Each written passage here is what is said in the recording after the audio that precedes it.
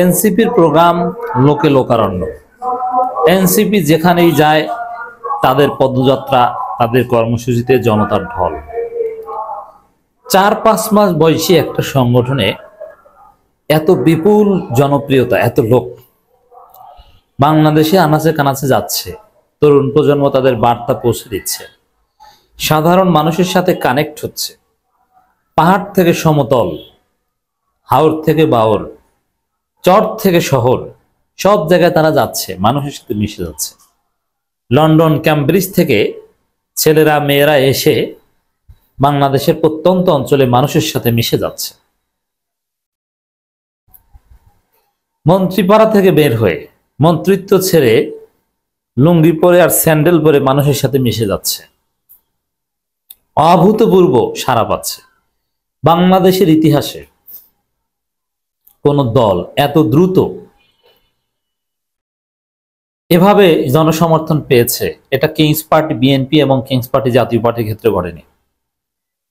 আর এখানে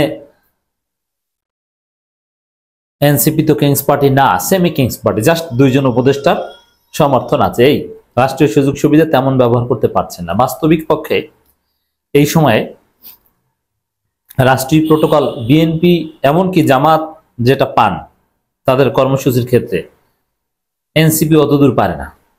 এটা হচ্ছে সত্য কথা। এনসিপিকে তো আপনি বলছেন কিংস পার্টি, অথচ তা এনসিপির চেয়ে বিএনপি জামাত বেশি সুবিধা পায়।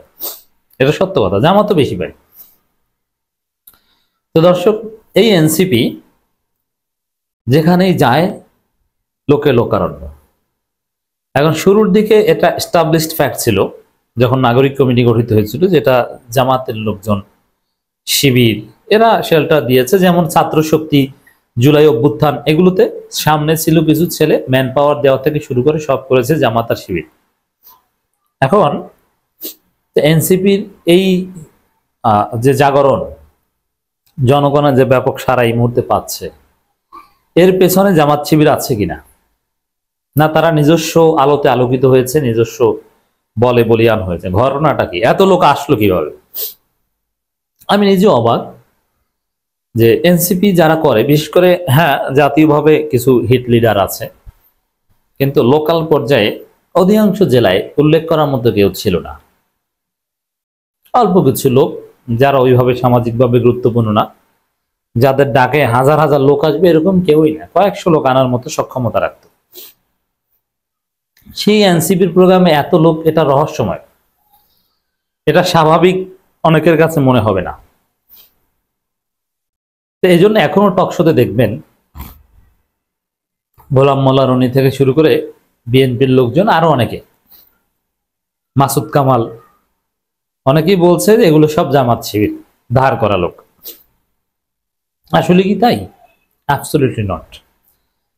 যতদিন পর্যন্ত এনসিপি জামাতের টাকা নিয়েছে, জামাতের সহায়তা চলেছে, আমি ততদিন পর্যন্ত বলেছি। কিন্তু এখন এনসিপির যে উত্থান আপনারা দেখছেন, এখানে জামাতের কোনো কন্ট্রিবিউশন নেই। জামাত হেল্প করছে না, জামাত সামান্যতম হেল্প করছে না। এমনকি এনসিপির প্রতিষ্ঠা বার্ষিকীতেও জামাত শিবির লোক সাপ্লাই দিয়েছে। প্রতিষ্ঠা বার্ষিকী না, মানে প্রতিষ্ঠা অনুষ্ঠানে, আত্মপ্রকাশ অনুষ্ঠান, সেখানে জামাতের রোকন, শিবিরের রানিং সাথী সদস্য অনেকে শিবিরের জামাতের গান গাইতে গাইতে এসেছে। কিন্তু এখন যাদেরকে আপনারা দেখেন, সিলেটে জনতার ঢল, যেখানেই যায়, সব জায়গায়, প্রত্যেকটা জেলায়, বিশেষ করে গোপালগঞ্জ হামলার পর এটা বেড়ে গিয়েছে। এখানে কোনো জামাত শিবির নাই। তাহলে এরা কারা? এটা হচ্ছে এনসিপির অর্গানিক উত্থান। এরা পিওর এনসিপি, বিপ্লবের নেতৃত্বদানকারী গোষ্ঠী হিসাবে, আওয়ামী লীগের বিরুদ্ধে শক্তি হিসাবে, তারুণ্যের শক্তি হিসাবে, তারুণ্যের সুপারস্টার হিসাবে এনসিপি নিজেদেরকে সমাজে পরিচিত করতে পেরেছেন। এই জন্য জেনজি, তরুণ প্রজন্ম বা আমাদের জাতিগোষ্ঠীর একটা অংশ স্বতঃস্ফূর্তভাবে এখানে আসছে। এনসিপির ছেলেরাও ভালোভাবে দাওয়াত দিতে পারছে না, অনেকে স্বতঃস্ফূর্তভাবে আসছে।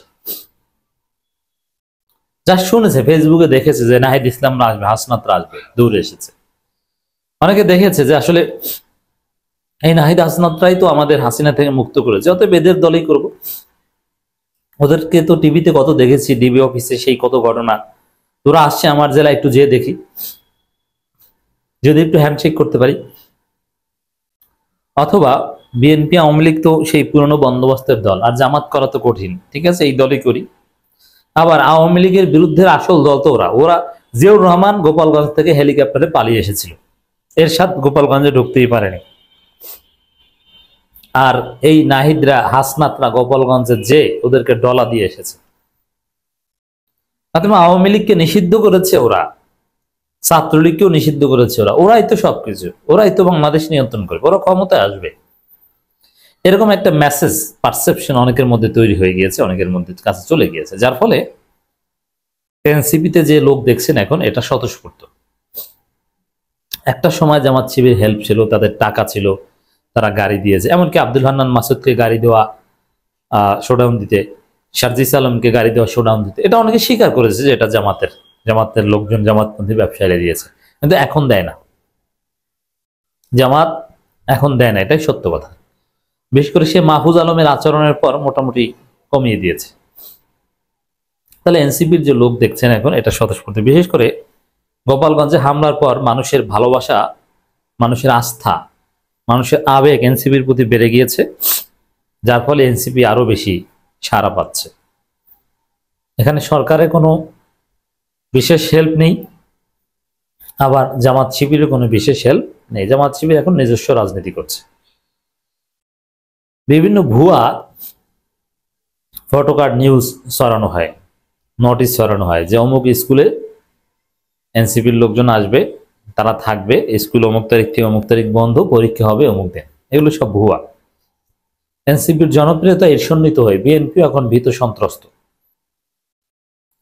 এই যে এনসিপির ব্যাপক সাড়া, এর ফলে মুহূর্তে রাজনীতির দৃশ্যপট বদলে গেছে, ঘুরে গেছে। হাসনাত আব্দুল্লাহ বলছেন এনসিপি কোনো চাঁদাবাজ টেন্ডারবাজদের দল নয়, এনসিপি উঠে এসেছে সংকট থেকে, সমস্যা সমাধান করেই এনসিপি উঠে এসেছে, ফেসিবাদের কবর রচনা করে এনসিপি উঠে এসেছে, আওয়ামী লীগের চ্যাপ্টার ক্লোজ করে এনসিপি উঠে এসেছে। তো এনসিপির যে উত্থান লোকে লোকারণ্য নয়, এটার মূল ন্যারেটিভ হাসনাত যা বলেছেন, এই 3-4টা লাইন, এই 3-4 লাইনে সবকিছুর ব্যাখ্যা আছে। এনসিপির একটা ন্যারেটিভ আছে, একটা বয়ান আছে বাংলাদেশে, যেটা তরুণ প্রজন্মকে খাওয়াতে পারছে যে আওয়ামী লীগ বিরোধী একদম নো কম্প্রোমাইজিং পাওয়ার একমাত্র এরা। জামাতের ক্ষেত্রে প্রশ্ন আছে যে বারবার এদেরকে ফ্যাসিস্ট বলা পছন্দ করি না, সাধারণ ক্ষমা, আমির জামাতের বিতর্কিত বক্তব্য আছে, কিন্তু হাসনাতরা কিন্তু একদম জিরো টলারেন্স। মুজিববাদকে, মুজিবের সব, এই যে মুজিবের মূর্তি টুর্তি কিন্তু জামাতের লোকজন ভাঙেনি, এগুলো সব এই এনসিপির লোকজন ভেঙেছে।